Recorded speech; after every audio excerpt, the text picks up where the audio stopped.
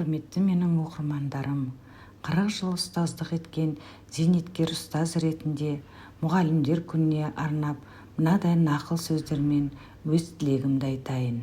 Ұстаз болу жүректің батырлығы, ұстаз болу сезімнің ақындығы.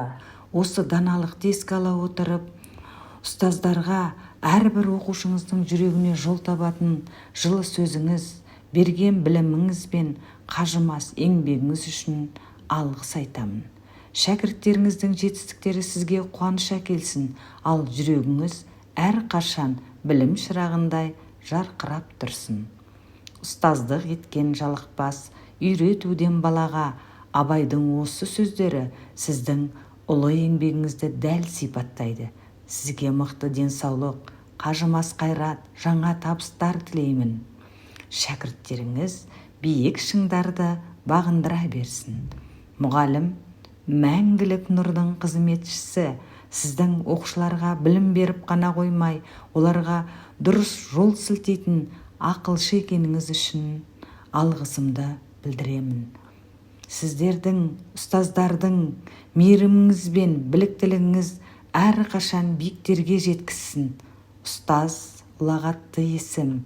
Сізге шәкірттердің болашағына салған жолыңыз жарқын болсын деп тілеймін. Еңбегіңіздің жемісін көру бақытын берсін. Білімді адам, болашақты жасаушы. Сіздер, ұстаздар, жастарға білім беріп қана қоймай, болашақтың іргетасын қалайсыздар. Осы еңбектеріңіз үшін сіздерге мың алғыс. Сіздерге шабыт, мол қуаныш пен жарқын жетістіктер тілеймін. Ұстаз деген жарық күні ғаламның, ұстаз деген анасы ол адамның. Бүкіл әлем мойындайды еңбегін, сен де одан адам болып жаралдың.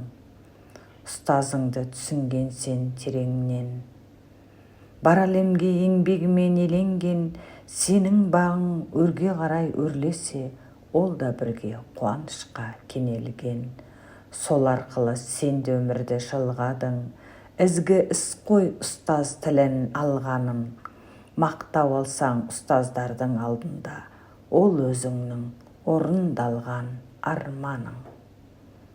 Тыңдағандарыңызға рахмет. Мерекелеріңіз құтты болсын, қадірменді ұстаздар.